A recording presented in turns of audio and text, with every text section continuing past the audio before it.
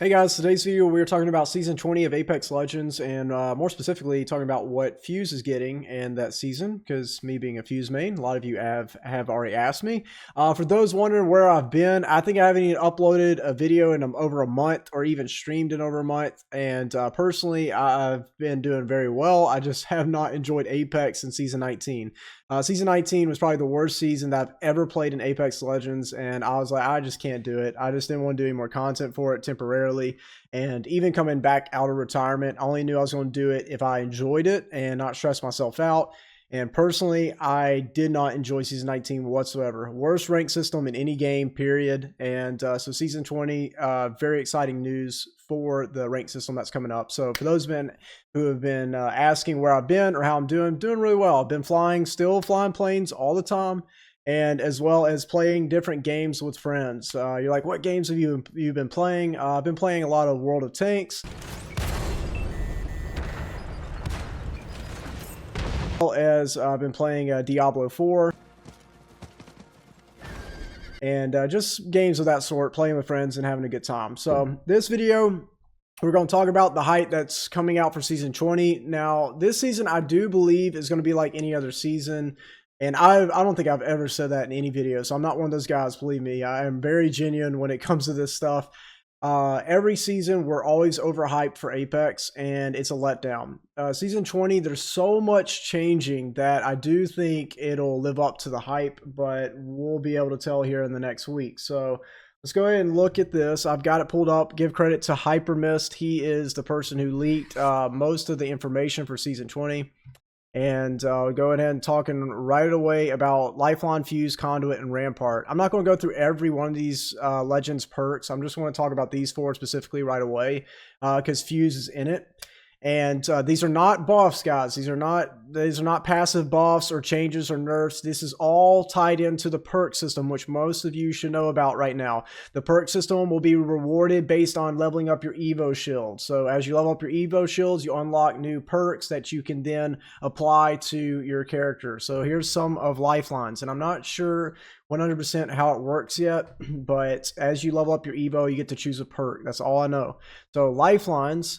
One of the perks will be plus 20% revive speed. It's actually really good. I really like Lifeline. All the support legends that I've read as I continue to go down this are really good. And we'll talk about that here in a second. So you get minus 10 seconds off of your tactical cooldown. Decent.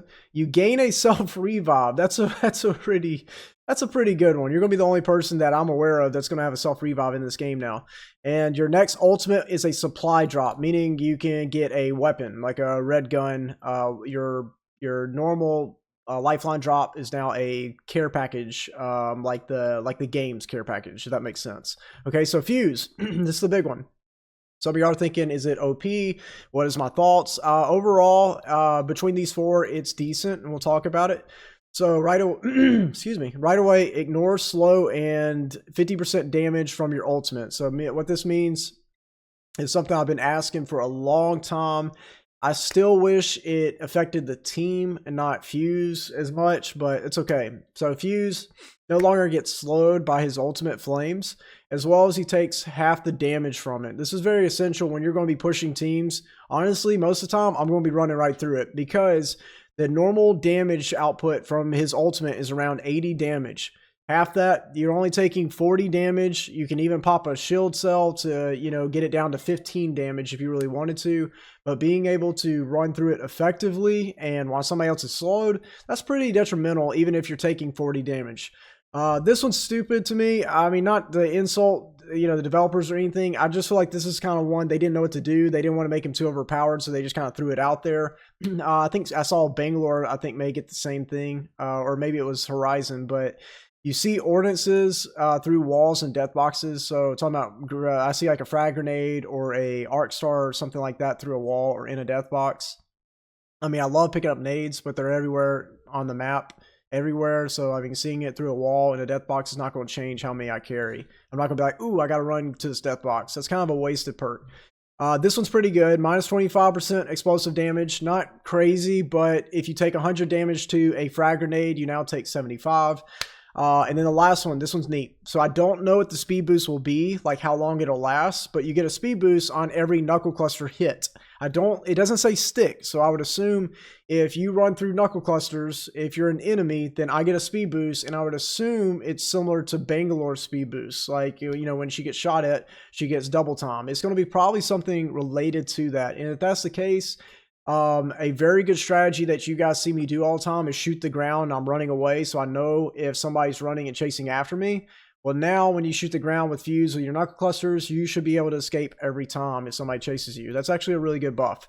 Okay, and so then we got Conduit, then you got Rampart. I don't really want to talk about every legend. I thought what was really neat is the metas are going to be probably changing pretty heavily based on what some of these are. And I like Octane's a lot. He gets one extra ultimate charge, as well as he can now technically tap strafe on he can change directions on his double jump.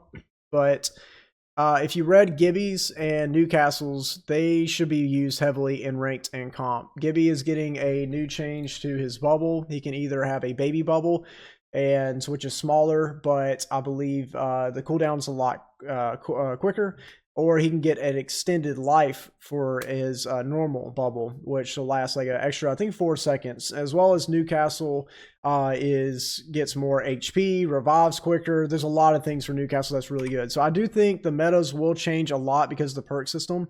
And overall, I think the perk system's good for the game. I just didn't think it was good to put in ranked and in comp. As far as I know, it's supposed to be in every aspect of the game. I don't think that's a good idea, because it's going to be very hard to balance all these legends now. Everything's going to be overpowered. And maybe that's a good state, because you don't have the same 3 legends being used all the time in comp and rank. Maybe that's going to open the door for everything. I don't know, but it's going to be very hard to balance, in my opinion. So the last thing, I want to talk about real quick is if you do go to the Apex Legends website, they do have their latest patch notes, I guess, like the early patch notes releasing on what's going to be changing this season. Most of you guys have already seen all this, but just telling you my thoughts real quick. I love the new armor change. This levels out the RNG that, on drop, that somebody's getting purple armor and you have white, and there is no more unfair advantage in that area. Sure, you still got to find the right weapons, but this is really good to me because it's all going to be upgraded based on not just your skill of damage for all the lesser players. It's going to be leveled up based on your team support, reviving. So I think for support classes, if you open support bins, you get points added to your Evo shields. There's a lot of things that you could do to level this up outside of just gun skill, and I think that's great since it's a team-based game. That makes a lot of sense. Yes, fighting is the primary aspect to this shooter, but for people that are not as good at shooting, that are trying to get better, this is a great way for you to level the playing field on your armors. Now, if you suck at shooting, then you might get dumped on still, even if you have red armor, but at least it'll get you one step closer. Yeah, and the shield cords, if you guys can watch the videos or watch somebody else, explain them in detail. Basically, instead of in death boxes, we don't have armors anymore. We have shield cords. This is a really good idea. It'll either overcharge or power up your current shield halfway, depending on what type of shield cord you get and what type of armor you have. You can read that on their website. There's no more armors on the ground. I do like all the things that they are doing to this next season. It is a fresh pace, fresh change of pace to the game. Evo harvesters is for the team. You can find them around the map after, I think, their first zone, and then you can interact with them, and it'll level up your Evos. You got Evo caches. It'll level up your Evo by a whole level. And yeah, everything looks really good. This was the biggest thing, is changing ranked. Ranked was frustratingly painful to whoever came up with the MMR idea. That was the worst thing I've ever seen and played. So they're taking away MMR. It's actually based on your actual ranked, and they're going back to similar to, I think, season 13. So kills are rewarded, but you really want to focus on placement. You get a top 5 streak bonus. There's a lot of things being added to the season that may be really neat. You got a new mixtape mode, where, as far as I know, I think the new mixtape, you get to spectate until it's your time to play. So you'll be watching in the crowd, people fighting, if I read that correctly. So anyways, there's just a lot of things. Overall, I'm excited about it. What's going to be the overall state of this game after this? I don't know. I think it's going to be hard to balance, but I'll try to upload more videos next season, and as well as hopefully stream with you guys. For I know a lot of you guys have been asking where I'm at or where I've been. Just been really busy. So, anyways, guys, just as always, just remember that you guys are amazing, and just know that Jesus loves you. And hopefully, I'll get another video here soon and talk about maybe the reaction to the actual patch notes here in a couple days. So, you guys have a great day, and we'll see you all in the next video.